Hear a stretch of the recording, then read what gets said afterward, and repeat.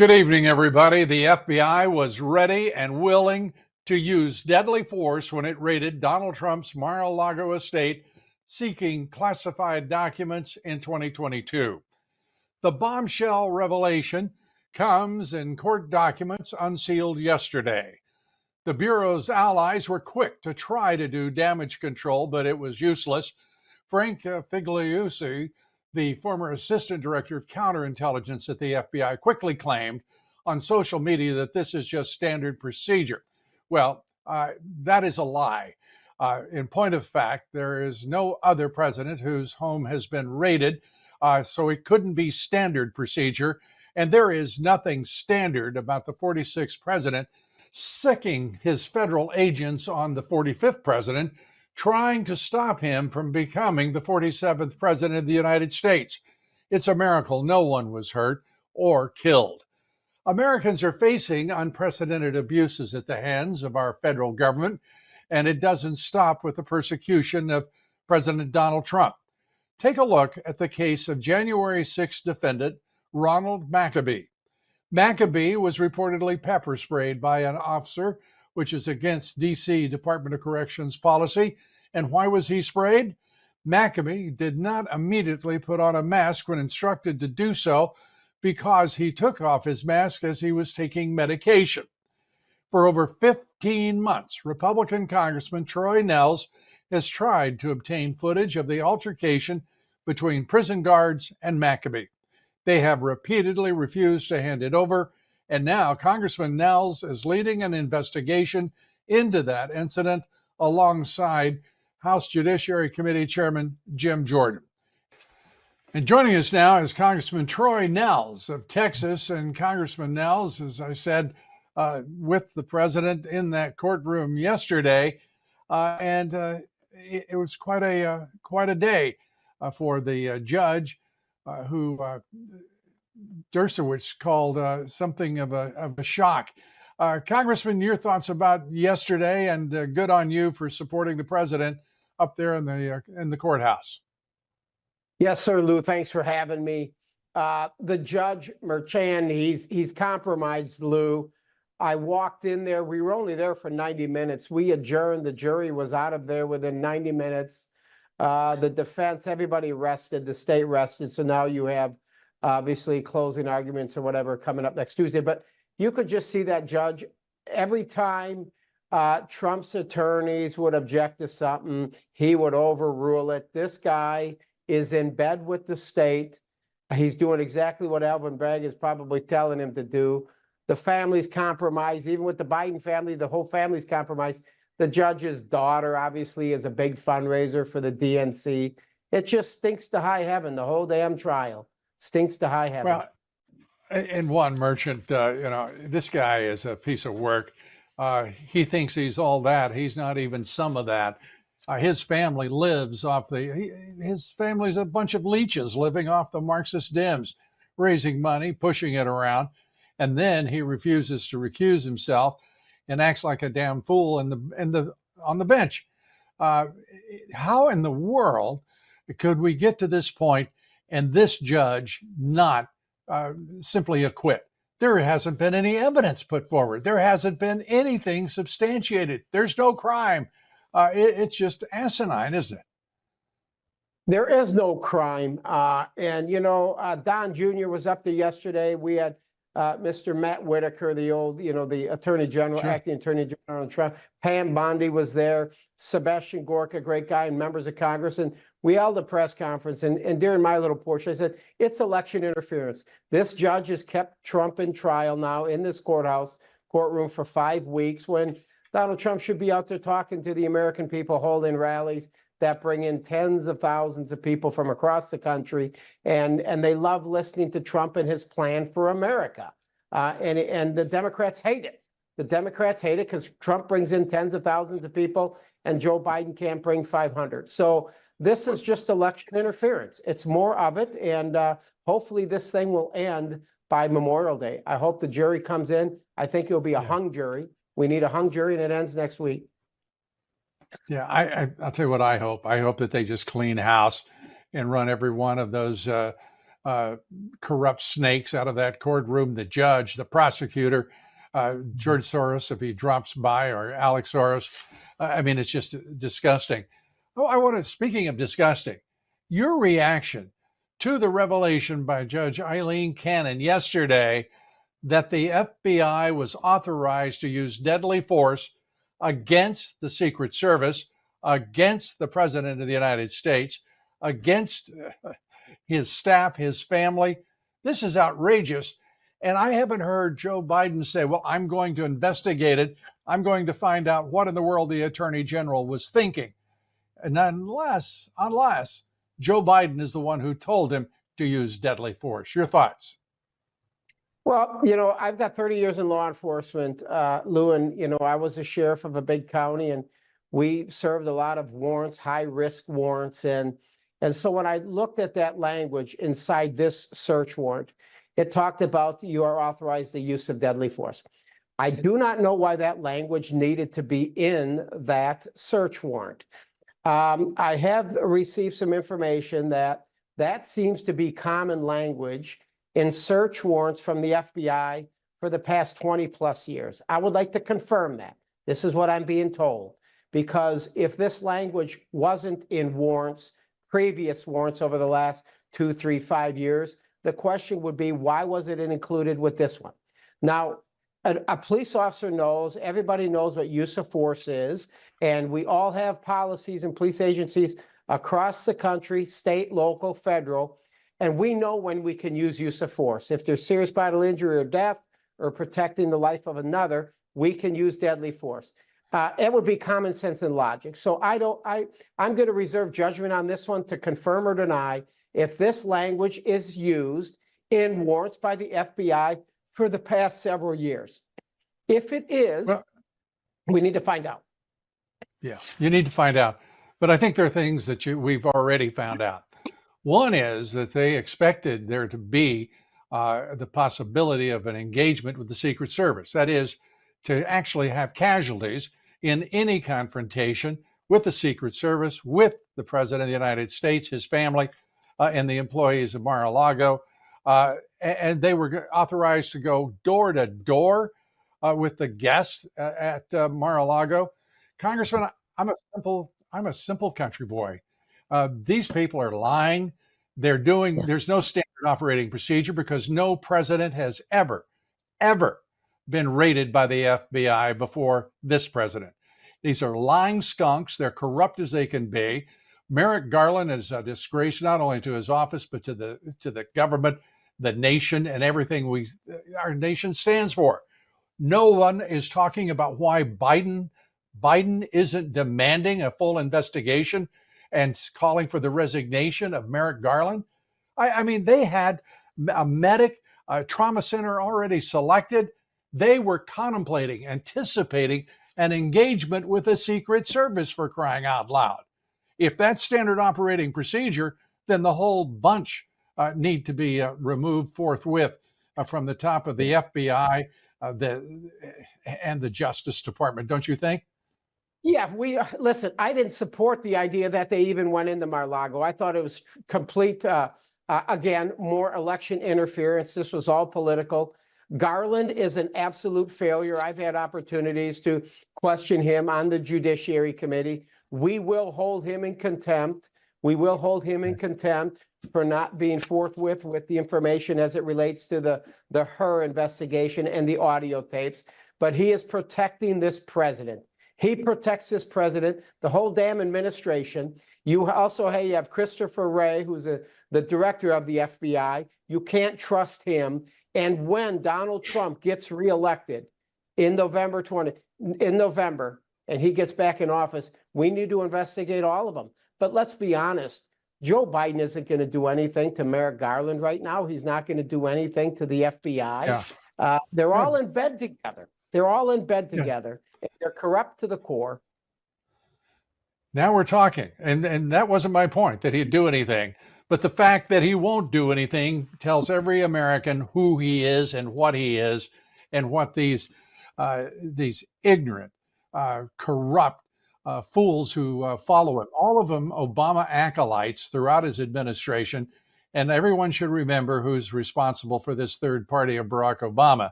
And it is Barack Obama, his third term. And he is the master of this puppet, at least one of them. And we've got to come to terms with the reality that we're not going to play games about this. We're going to actually call it out for what it is. Every Republican should be calling out Merrick Garland, Christopher Wray, and this president in every setting, every day until November 5th. It's outrageous. You get the last word here, but then to order up medics and SWAT teams, for God's sake. I mean, where the hell is the outrage on Capitol Hill? Yes. We've got some hearings going on this week, with judiciary. We got the ATF coming in. And I think they've obviously shot and killed a man last week, the way they conduct their search warrants. We've got problems with the entire administration. We got problems with the way the FBI has behaved as it relates to going in and arresting J6, obviously, detainees and defendants. There's a brand new documentary that just came out last week. Nick Searcy, it's called The War on Truth, And it's 2 hours of just J6 detainees sharing their experiences of what they went through, their families, what they went through with the FBI going into their homes, kicking down doors, flashbangs, totally scaring the entire family. None of it needed to take place, none of it. And they've abused their authority, they've abused their power. So again, until we get Donald Trump back in there, sadly, very little changes. And we can talk about it and hold hearings. But you got to have the White House. We can expose these dogs for who they truly are, but we need to get Donald Trump back in the White House to make some serious, positive change.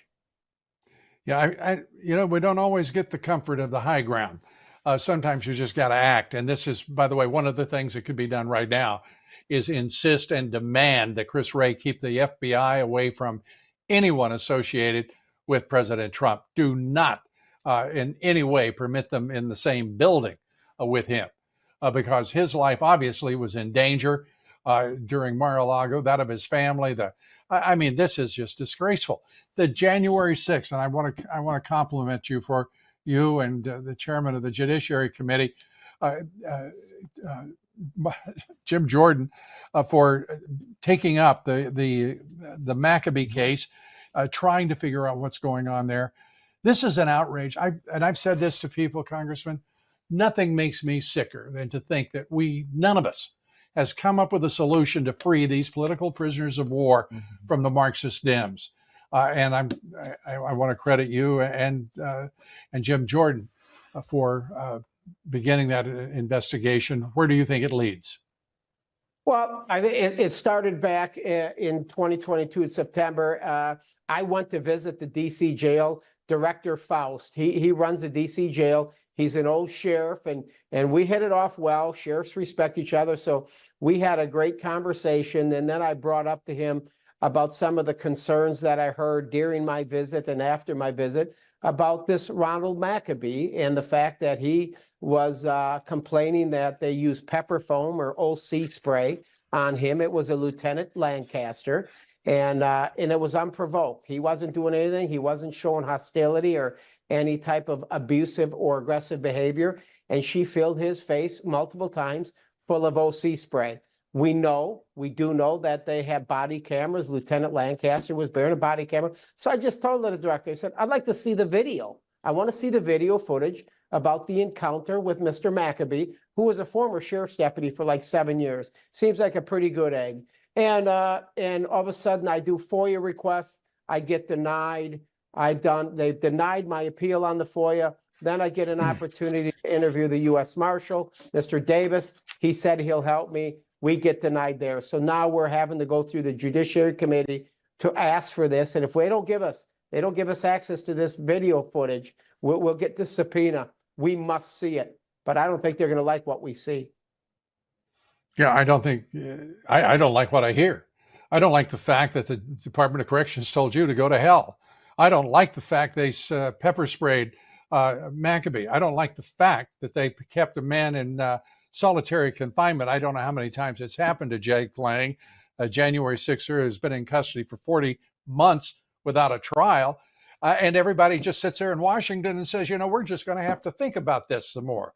It's about time somebody got off their butts and actually did something. And by the way, Congressman, I respect the hell out of you.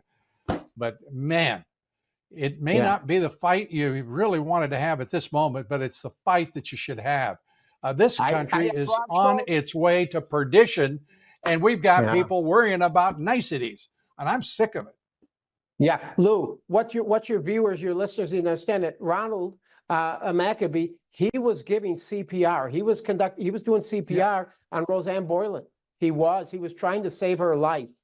This guy, in my humble opinion, was on January 6th. He was trying to save lives, and now they're wanting to throw him in jail for 7 years and make him look like he's a criminal. I met his beautiful wife the other day, Sarah. I said, Sarah, we're fighting like hell. We're going to do what we can to get access to this videotape because I believe they're trying to prevent, they don't want to release it. And I think there could be a civil rights violation here. And this could open up a whole can of worms because honestly, you're right. Very few members of Congress are talking about J6ers, pretrial detainees, having their rights violated each and every day in the DC jail. It seems nobody seems to want to talk about it, but I'm going to do everything I can to get this video. And if it doesn't look good and there's a civil rights violation, hell is to pay. They're going to pay some hell. This is going to get difficult for them. It really, really will. From your lips to God's ears, because I frankly want to see that Bureau of Corrections cleaned up, what they have done to those J6 prisoners alone. And by the way, the DC court system is filled with a bunch of corrupt ignoramuses. The prosecutors overcharging, the judges over-sentencing. There's a special place in hell for those folks, in my opinion. Congressman, thanks for being with us, and thanks for all you're doing. We appreciate it. Thank you. God bless. Still ahead here, we talk with Xi Van Fleet.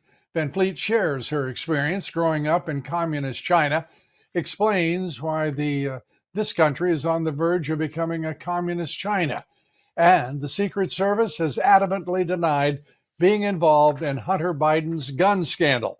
But federal court filings Monday showed that the agency did try to retrieve paperwork from the store where Hunter purchased the firearms. In other words, it looks like the Secret Service was lying, trying to cover for Hunter. So update your records. Another lie from the Secret Service. You may recall Nathan Wade as the special prosecutor hired by Fulton County DA Fani Willis to go get Trump in the Fulton County case. Wade was forced to resign from his post when his affair with Willis was revealed, but that didn't stop Wade from attending Willis's primary election victory party yesterday, where he was reportedly all smiles. These Fulton County DA staff members are morally bankrupt, gross, and frankly have no place in public employment, certainly not in a prosecutor's office. But that's up to the corrupt state of Georgia. A journalist named Sheng Zhan has been released from prison in China after serving 4 years in prison. Her crime? Reporting on the COVID-19 virus outbreak in Wuhan. As a result, Zhang was sentenced for, quote, provoking trouble, end quote. But Zhang's freedom is an illusion in large measure. The Chinese Communist government is reportedly monitoring her family, her allied activists, and her former attorneys. The police watch her every move. In other news, key anti-Israel groups in the United States are connected to or funded by the Chinese Communist Party linked network. Experts for the Network Contagion Research Institute say China is tied to these pro-Hamas organizations in a complex web of support. The radical left groups include the Shut It Down for Palestine Coalition, the Answer Coalition, the People's Forum, and the International People's Assembly. It sounds like a gathering of communists, doesn't it? Since the deadly October 7th attacks in Israel, they have all played a part in bringing Maoism, communism, Marxism to America. My next guest knows a lot about Maoism. As a schoolgirl in communist China, She witnessed its terror firsthand before she came to America in 1996. Joining us now, the survivor of communist rule and the Cultural Revolution, and the author of Mao's America, Xi Van Fleet. Great to have you with us, and thanks for being here. I can't even imagine the contrast that overwhelms you every day, and then you see where we are right now in this country. Marxism is on the march. It's that straightforward. What is your sense of things right now in America? And then we'll turn to communist China. Yes, I will not be subtle about it. This is a communist takeover of America. And today people still argue whether the word woke is triggering. This is communism. This is absolute communism. This is history repeating. It is history repeated, and give us a sense, if you will. You call it communism. This is an entire political party, the Democrat Party, that is in the hands of the Marxists, and it's clear that Democrats have aligned themselves with communist China, with Marxism, and with totalitarianism at every level of government. Not only federal, but also state and local governments are behaving in ways that we couldn't contemplate 10 years ago. Yeah. It's because it's a takeover of America. It started in the schools. Our school board has been captured, and all the way to higher education, to all our institutions. I mean, all of them, including our government, our political parties, not just one party. It's been infiltrated, and the Democratic Party has been hijacked by communists. There's no nicer word for it. It's the things that people just have a hard time understanding. Why communism? Because communism worked. Because it's so deceptive.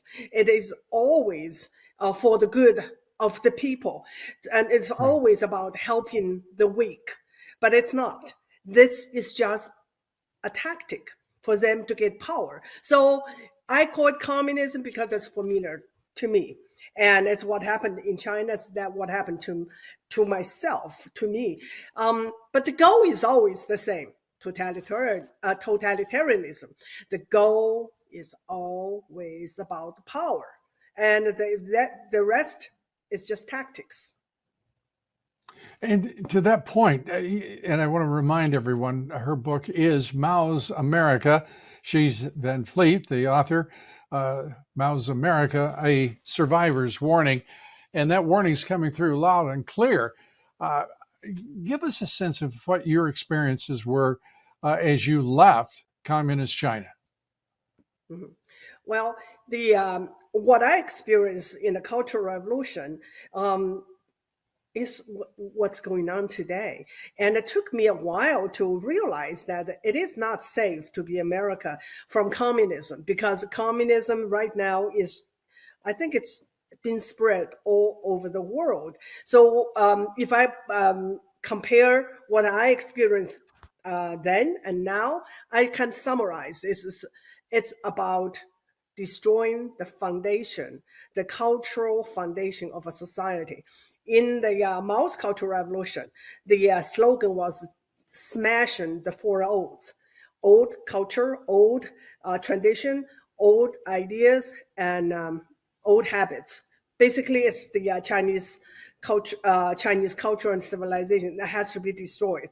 They started with destroying the statues and the changing names for institutions, streets, and even personal names to destroy the past. Why they want to destroy the past? Because they want people to forget about the past, forget about where they come from, forget about their values, and share the values. They want to install something new, which is Maoism. And they're doing the same thing here, the culture, the cancel culture. Also, they have to divide people because this is the revolution.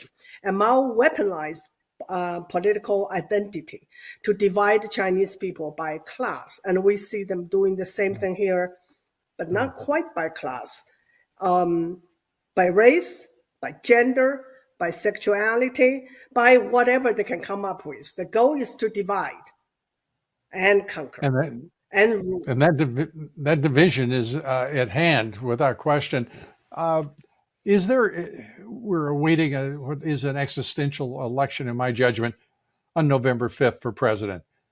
Without question, Donald Trump is, if we can use the historical parallels, Churchill, 1939, and this is our 1939.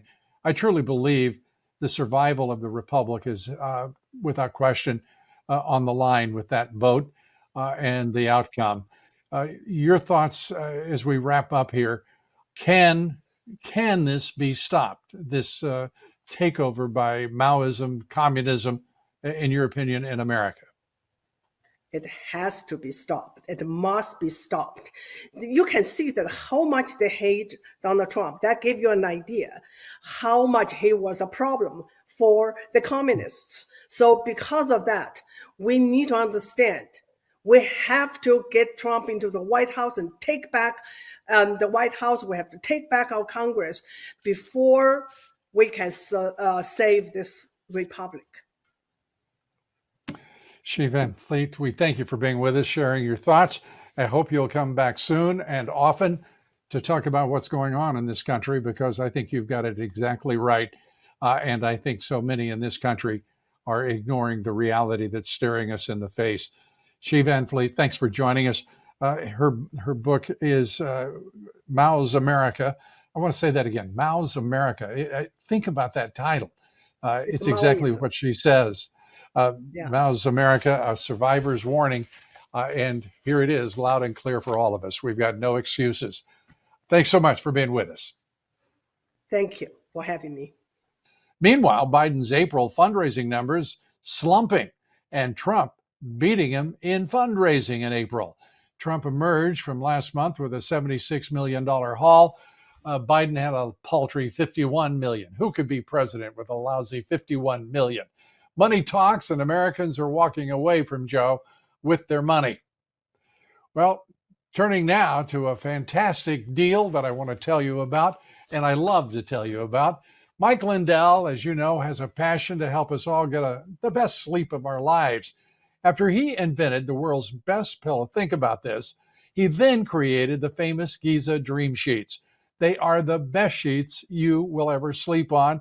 My wife and I absolutely love our Giza sheets and our My Pillow, and they're now My Pillow 2.0. Your best night's sleep is getting even better.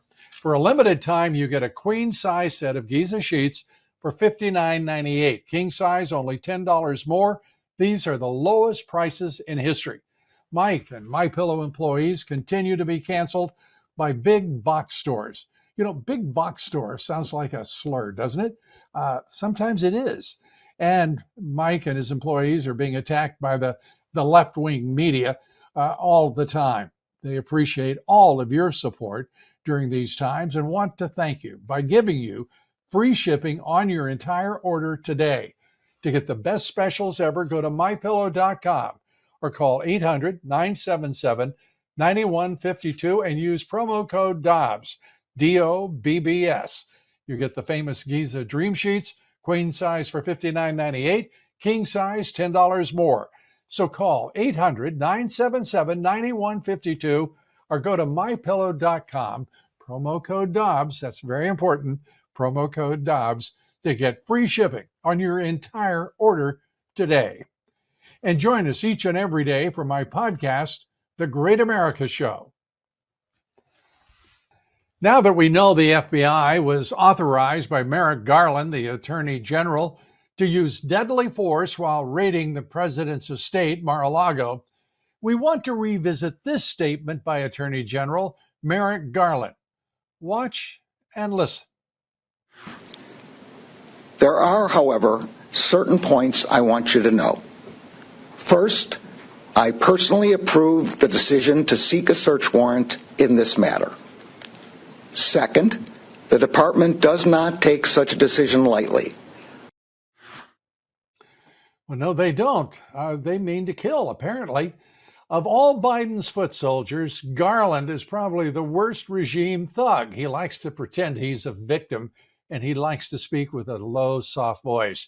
But the reality is, he is nothing more than a Marxist thug. And one of the people who was first amongst the people I talked with over time to mention that he was deeply concerned about the President Trump's safety, was NSA, former NSA senior intelligence analyst, whistleblower, and great American Russ Tice. I talked with him about what is going on now. Watch and listen, if you will, to a patriot concerned about this president, President Donald J. Trump. Russ, let's start with something that I think has shocked the nation without any question, and that is that the Attorney General, Merrick Garland, ordered the use of deadly force if necessary, whether engaging with the President of the United States or the Secret Service. This is stunning and outrageous, isn't it? What's interesting about this is I see some of the more liberal folks that are trying to say that this is no big deal, saying, well, it's just a boilerplate that they use for this kind of an operation, a SWAT type operation where they go in with guns, at the ready, fingers on the triggers, kind of thing. And but no one wants to, go back to the fact that this is the former abode of the former president of the United States that you're swatting with this nonsense. So this is, did they expect a shootout with the Secret Service? Did they expect so? Did they expect President Trump was going to pull out an M60 and do a Rambo, go out in blazing glory or something? What the hell are they thinking? Well, they're thinking that they might get lucky and just one Secret Service agent engage with them, that the president pushed the wrong person. They meant to take advantage of an opportunity for conflict and the use of deadly force, or otherwise he would not have authorized it. But what is really, to me, also interesting, Russ, is it's not standard operating procedure, as the Justice Department is screaming to everyone to hear. It's just, SOP. It's SOP one time. The fact of the matter is no agency had ever raided a president's home before. No agency that I'm aware of had ever decided to prepare to engage the Secret Service if need be. These are outrageous statements. Eileen Cannon, the judge in the Florida case, the documents case, God bless her for releasing this information. This is what Jack Smith, the special counsel, the corrupt SOB, has been trying to hide from the American people since 2022. And this is just, there has to be a consequence. Do you not agree? Of course I agree. And we're talking about some dispute over documents that the president had the right to declassify at a whim. So, and he beforehand had told the FBI that when they were there, that anything they wanted, that he would cooperate. And he put a lock on the door at their request, some kind of special padlock. The FBI requested that he do that 2 months prior. I just want to remind everyone, this all began when Joe Biden retroactively nullified President Trump's executive privilege. That opened the door to what followed. And what followed was straightforwardly a subpoena. What followed that, then the Fed showed up at Mar-a-Lago initially to retrieve documents. And as you said, add a lock to that storage locker. By November, after the Mar-a-Lago raid in August, Jack Smith was appointed special counsel. It's all part of a piece. It was designed to go after this president with deadly force, obviously, or go after him with a special counsel if that failed. That's really what this looks like, isn't it? Biden had said early on, if some reporter asked him, well, what if before President Trump announced that he was going to go for it again, that what happens if Trump tries to go again? And Biden says, well, we have some contingency that we're going to make sure that there's no way. And what, 2, 3, 4 a week after that, what, 6 different lawsuits come flying out the window that they've obviously had sitting in a pile, waiting, guns waiting as far as these lawsuits are concerned. So obviously they were designed to keep President Trump so busy. And here's another interesting thing: you've got some congressmen on the Hill that are trying to put forth some legislation that says any government servant, including the President of the United States, who is convicted of a felony, loses automatically any Secret Service protection they have. Well, guess what happens at the next raid? When they show up, there will be no Secret Service. President Trump will have to hire his own security service, and then you may well have hot lead flying every which way. This is, and I want to tell everybody watching us and listening to us, Russ, that Russ is amongst the very earliest to express concerns to me about the safety of President Trump, fearing, obviously, an attempt on his life, fearing for his safety. And this, in point of fact, I think validates your concerns from the very beginning. That is that an agency of the United States government would even think about using deadly force against other agents, against the President of the United States, brought a medic with them because they expected there to be wounds and bloodshed. And in point of fact, they had identified a trauma center for the evacuation of anyone wounded in, quote unquote, whatever engagement followed their entry into Mar-a-Lago. This is outrageous on so many levels, Russ. It is sickening. And why Biden? If Biden didn't order it, then Biden should be absolutely firing Merrick Garland. There's only one way he can demonstrate his innocence, and that is to do exactly that for what he ordered on that day in August. Well, this is coming through the puppet masters, the marionettes, to the president who's got his strings, and then ultimately from that right to Garland and the DOJ. Interestingly enough, I mean, I know these things because I know how we conduct assassinations to make it look like something funky or something innocent happened, like perhaps what just happened with the president of Iran. But so I know, that's how I knew. And as soon as I saw that raid on Mar-a-Lago, that just tripped my trigger. And I tried to contact the Secret Service agent who's a retired Secret Service agent, and he just blew me off. And because I wanted to very subtly try to get the message to President Trump that there's a real concern here. So the Secret Service guy blows me off, and I was trying to do it very subtly. And then I'm like, that's when I contacted you, Lou, and said, instead of a whisper, perhaps I'm going to have to let this out with a trumpet. And here we are with trumpets. Well, interestingly to me, this is your views and your judgments on the possibilities have been proved to be highly accurate. And to think it all began with this Joe Biden, the puppet of these Marxist-STEM masters, and all of the acolytes of Barack Obama filling out the important jobs in this administration.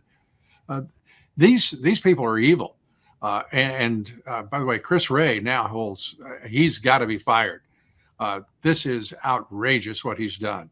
Again, if Joe Biden is innocent of these, what appears to be the most outrageous order that could be imagined in sending in those people into those agents into Mar-a-Lago, Merrick Garland, Chris Wray, the whole bunch have got to be fired, and immediately. Otherwise, Joe Biden is acknowledging his complicity. He's acquiescing to his own guilt and broadcasting it to the world. And this is no longer conjecture. These are no longer conspiracy theories. These are, as has been the case since Joe Biden took the Oval Office, They are absolutely true. Everything we feared is true.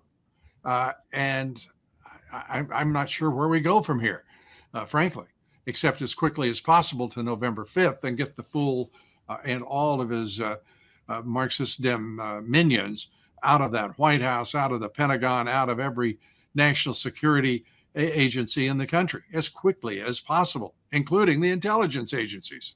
Including Intel. I think what happened back with Obama when he changed the National Defense Authorization Act to include a segment that says the President of the United States can declare someone a U.S. citizen, an enemy combatant, and not only detain them indefinitely, which is a violation of our Constitution, but ultimately have them assassinated on our own turf domestically. Right. So all they have to do is declare someone an enemy combatant, even if you are a U.S. citizen, and the Constitution be damned. Well, the Constitution be damned indeed by these Marxist evil. I mean, I'm so furious right now with these people. They're an insult to everything that is America, and we are proud to say that Russ Tice is emblematic of everything that's great about America. Still ahead, we talked with the founder of Climate Depot, Mark Morano, about the Marxist Dems' climate change agenda. It's fascinating. These people are beautiful. Turning now to illegal aliens committing awful crimes in America. An illegal alien accused of killing a Washington state trooper in March just had his bail reduced from $1 million to $100,000 by a judge. The ignorance abounds. The corruption is unbelievable.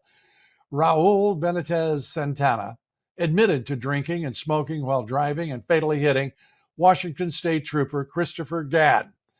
Gadd leaves behind a wife and a 2-year-old daughter. In Florida, more of the same. An illegal alien from Venezuela accused of molesting a boy under the age of 12. The same illegal alien was also accused of raping 2 girls in Venezuela. Apart from making our country less clean and less safe, mass illegal immigration also creates competition for jobs and resources, and that's why leaders like Joe Biden and Justin Trudeau in Canada are losing the working men and women of their countries. These folks who work every day, who work for their families, who see illegal aliens as a threat to their economic welfare are exactly correct. And that, by the way, is why President Trump's messaging on the issue is resonating so broadly.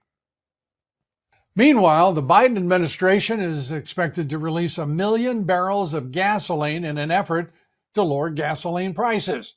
Biden's re-election bid is in a lot of trouble, foundering. It's a disaster for this president, this so-called president. This is nothing more, this releasing all of these barrels of gasoline, nothing more than a desperate attempt to buy more votes, to shore up his flagging campaign and overwhelmingly bad polling.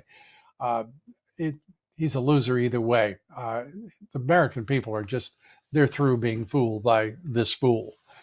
Klaus Schwab, the founder and executive chairman of the World Economic Forum, is resigning from leading the Davos gathering, will be a non-executive chairman now. We'd say this is good news, and certainly much of it is, but there's also a decent chance that his successor could be as bad or worse. We'll see. Still, these are interesting times, aren't they? Everything seems to be in flux. Schwab is fading into the background, and it looks like Biden is about to fade as well. Are we heading out of the woods or driving deeper into the thick of it? Well, joining us now to discuss that is Mark Morano, founder of Climate Depot. Morano has spent years researching issues like climate change and energy policy, and those are 2 issues that are going to be very important in this campaign and in the 4 years to follow. And now here is Mark Morano. And Mark, let me start with 1 million barrels of gasoline. Who knew gasoline came in barrels? That's the way they do it. This is Joe Biden once again using the Strategic Petroleum Reserve set up as a way to keep America safe, especially during times of crisis, about 56 days supply. He did this before in 2022 during the midterms to lower gas prices. Apparently, it's now a strategic national security interest to make sure Democrats win elections. And don't be fooled by him doing this Strategic Petroleum Reserve release in the summer, because they're setting the stage. He didn't want to do it too late because then it would look nakedly political. He's going to do it now. It's going to affect prices in the summer. And guess what he's going to do in the summer? He's going to continue it all the way through the election. Guaranteed. He's already drained the reserve by a third a few years ago. We're already at the lowest levels. At one point, we were at the lowest levels since 1970s. We're now currently at the lowest levels since 1980s. This is really, if you look at politics cynically, this is a very cynical move to juice an election. Well, I got to be honest with you, Mark. When it comes to politics and Biden politics, there's no other way to look at it but cynically. Whether he's buying votes with forgiving student loan debt, whether he's bringing in 15 million illegal aliens and giving them every kind of benefit that's denied to American citizens in very similar situations. It's outrageous, and it is what he is. It's who he is, and who his, I would say it this way, his puppet masters are. These are Marxist cynics, and they mean to win in November, no matter how awful his poll numbers are right now, right? Absolutely, and he knows that the cost of energy, especially gasoline, lowering that before an election is going to lower inflation, lower food, than at least what they would otherwise be. They're already, insane levels. But you contrast this with Donald Trump. Donald Trump bought into the Strategic Petroleum Reserve during the cheapest oil prices in the last year of his presidency and filled it to record levels. And he was criticized by the same people cheering Biden on now for doing this. Donald Trump filled it. Joe Biden drained. Donald Trump filled it for strategic purposes at a businessman's acumen. He knew when to fill it when the price of gas was at record lows post-COVID. And now Joe Biden comes in with the cynical of a politician and drains it. So here's the thing, this probably will help Joe Biden. There's no way lowering gas prices will not help Democrats and Joe Biden. I just cannot understand the criteria by which they are doing this. It makes no sense strategically to do this, especially when he's already drained it by more than a third and we're at the lowest level since 1980s. But an election year is the only possible explanation. Yeah, and we know it. We have seen it. Everything he does is modulated toward helping him in the election. And yet, despite everything that he's already done, and he's done a lot, these numbers are the worst for any incumbent president in a century. It's really awful. And the Democrat Party, I think, is getting the idea that perhaps their cynical policies, their outrageous Marxism is not going to play well this time because there is no veil over the eyes of voters. We're looking at a guy who is really a very sick person, who's obviously mentally impaired, cognitively impaired, however you want to put it, but he's also evil incarnate when he is carrying out policies like these that are just simply for the benefit of his candidacy. By the way, just out of curiosity, how much do you think it will help with gasoline prices to put these million barrels into the market? Well, it's 42 million gallons is what it boils down to, the 1 million barrels. What it does, the gas market doesn't go by, we have more gas, all of a sudden we're going to lower prices at the pump. But it is a futures market. So just the idea that you have it's kind of like the Federal Reserve back in the full faith and credit of the United States Petroleum Reserve, it helps. It's going to help the price per barrel go, and it's going to trickle down to gas. So on paper, it may not look like enough to make any dent really in oil prices, but the way the markets work, the way the price per barrel works, and the way the future market works, it will have an impact. It had an impact in 2022 as well, before the midterms when he did it back then. Right. We've got just a moment here, but I want to ask you this. Klaus Schwab is following his own advice and forecasting. He's doing a personal reset. He's leaving the World Economic Forum as its executive chairman and is now going to be a non-executive chairman. Do you think that that'll change policies any for the World Economic Forum? I don't think it, no, not anytime soon. Remember, the World Economic Forum really came in, it's been around since 1971, but around 2015, about 10 years ago, it went from a think tank to actively pursuing these policies around the world. You have presidents, prime ministers, royal family, millionaires, billionaires, politicians, all meeting together, off the books, no lobbying regulations, no disclosure, all in secret. This is how you get corporate government collusion. One of the most powerful, probably the most powerful organization on the face of planet Earth at the moment. And to have his replacement, they're already throwing out names like Tony Blair. John Kerry's even a possibility. He just stepped down inexplicably as the climate envoy. And of course, John Kerry would be in perfect alignment with the views of the World Economic Forum. Right. And obviously, if it's Tony Blair and John Kerry, IQ is not a concern for them. We appreciate it. Mark Morano, thanks for being with us here. ClimateDepot.com. Well, let's turn to Meta and Google. Those two high-tech, mega-tech, massive tech companies want to turn brains of our kids into mush, apparently. Everyone else's brains as well, I think. And they will lobby against anyone who tries to stop them. What other conclusion can be drawn from the fact these tech giants have spent almost $1 million so far to kill two pieces of legislation designed to protect children online? Both companies want to kill legislation that would stop algorithms from trying to make kids addicted to social media and also restrict data harvesting on users under 18. Ask yourself, why would any sensible person oppose that? I can't think of a good answer. Can you? And meanwhile, parents are suing the state of Montana after a child was taken from them by the state after they refused to go along with her gender transition. Again, this is Montana, among the reddest of states, and the story a reminder that people have to stand their ground and fight where they live for this country and for their Constitution, or the whole country will be lost. Well, before we go, I want to talk about a great deal from Mike Lindell. As you know, Mike has a passion to help you get the best sleep of your life. After he invented the world's best pillow, he invented the famous Giza Dream Sheets. They are the best sheets you will ever sleep on. Your best night's sleep just got even better. For a limited time, you will get a queen size set for $59.98. King size, just $10. Again, the lowest prices in history. And I want to tell you, for my wife and I, it's about quality. The reality is these sheets are the best sheets we have ever slept on, and we've been doing so for years now. Years, I tell you, years. And Mike and MyPillow employees continue to be canceled by big box stores and then attacked by the national left-wing media. Mike and his employees appreciate all of your great support during these times, and he wants to thank you by giving you free shipping on your entire order today.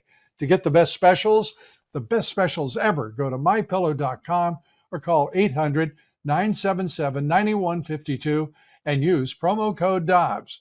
You get the famous Giza Dream Sheets, queen size for $59.98, king size $10 more.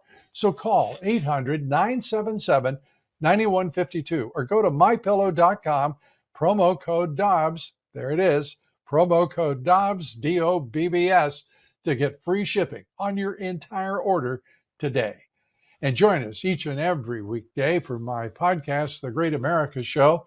Thanks for being with us, and join us here tomorrow, 7 Eastern, 6 Central. Congressman Chip Roy of Texas and Congressman Andrew Clyde of Georgia will be among our guests. And coming up right after this is Mike Lindell. Mike has a fantastic show for you tonight. Please join him. Good night. God bless you, and God bless America.